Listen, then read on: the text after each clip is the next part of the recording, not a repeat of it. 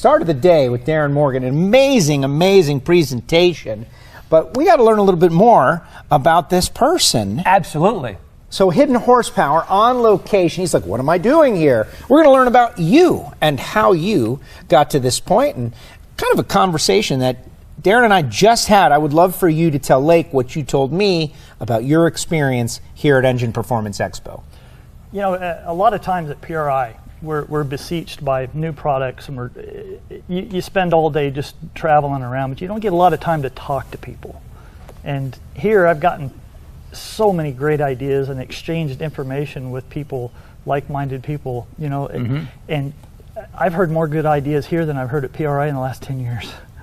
That's a sound bite. Okay, we'll use that one. I hope somebody is actually marking these down, because there was like 4 really great ones over the past. But it is. It gives us time to network and work and talk. Literally, sit down and talk with people. There is a kind of a frantic feel to the PRI show, and it's great and it serves its purpose.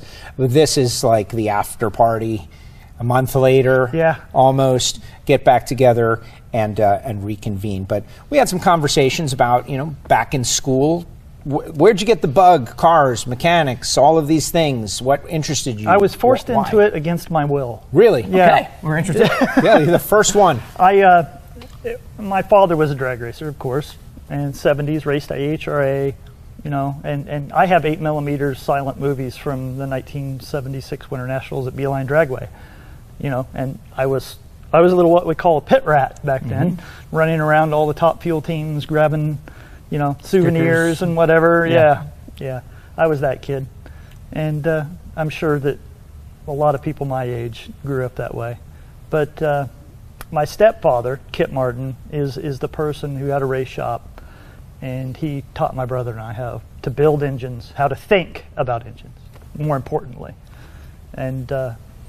Then were you willing though, like in that moment where did the transition, because teenage kids, they don't seem to want to do anything. 18, 20 years old, you're chasing other things. You know? You're out partying and doing other things, so you're not serious.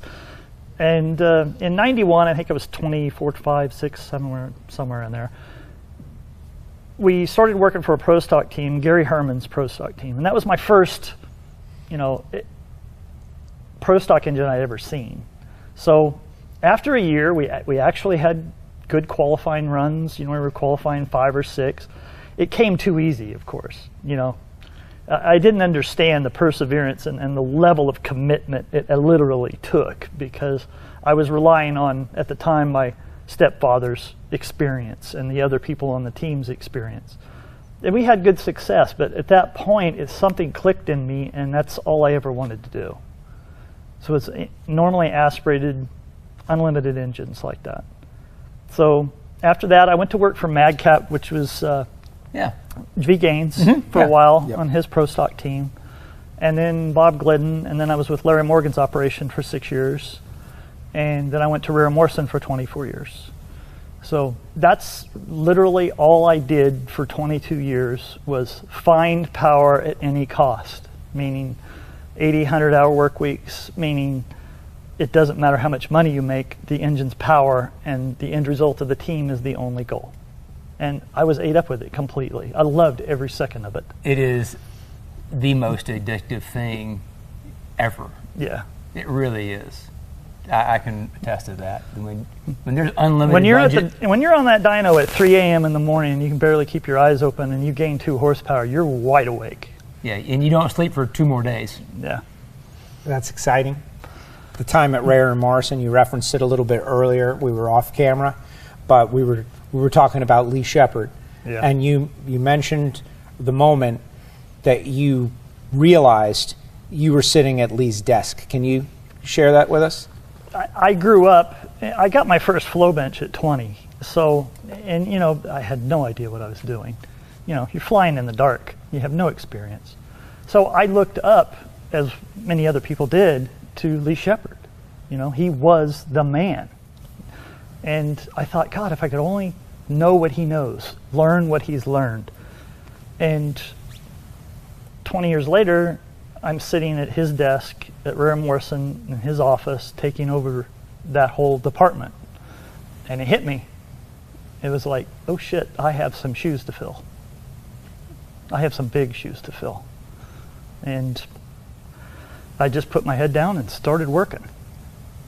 Amazing. It is. Well, you mentioned somebody else you worked for, but Larry Morgan. So Larry's like one of our favorite people. Love Larry. Larry was great to work for. I loved working for Larry. I think we need to say world champion Larry Morgan, because pro modified world champion this year with Mike Castellano and of course Frank. But like, how great is that? Like, back on top. Mm-hmm. But that's somebody that has that itch, that drive. Yeah, he's a survivor. He's the type of person that will do anything it takes to work on engines and succeed. Anything. Yeah. And never count him out. No.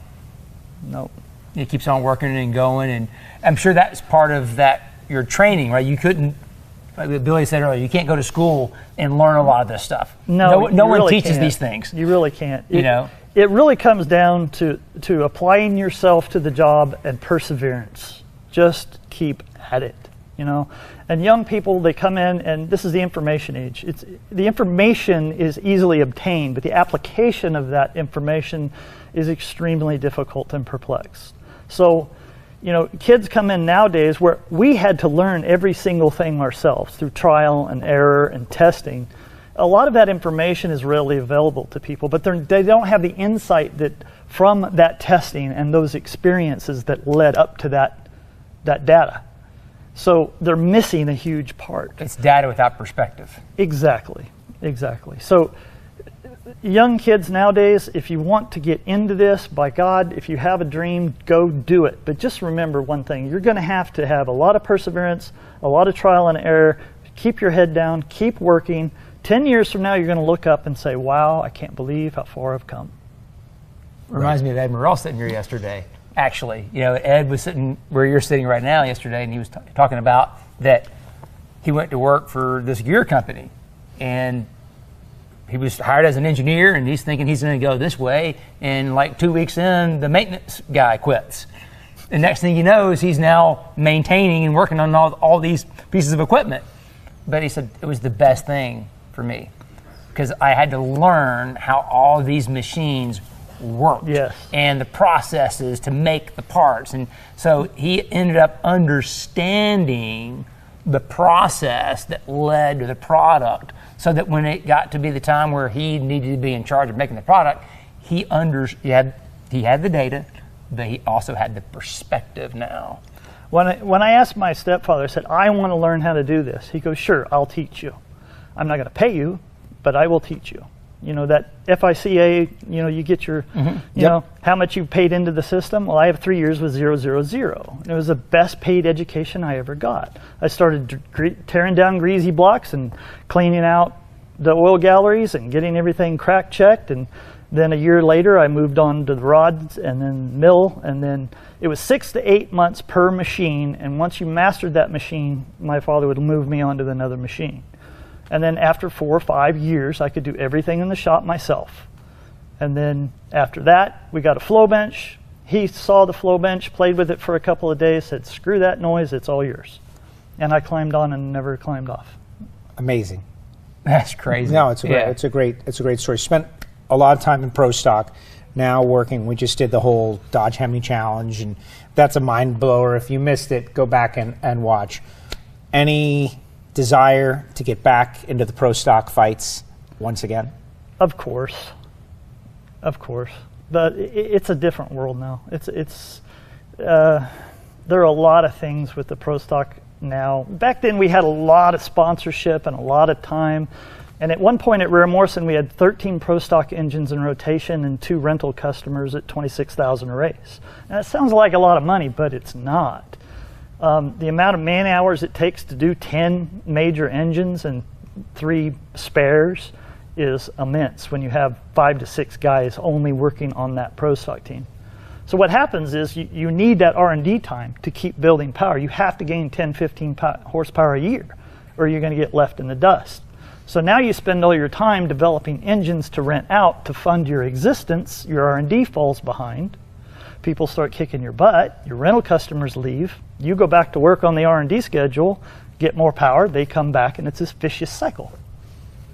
Well, those days are long gone. Yeah. That sounds about right. Yeah. we need a third power factory in Pro Stock, or fourth. Yeah.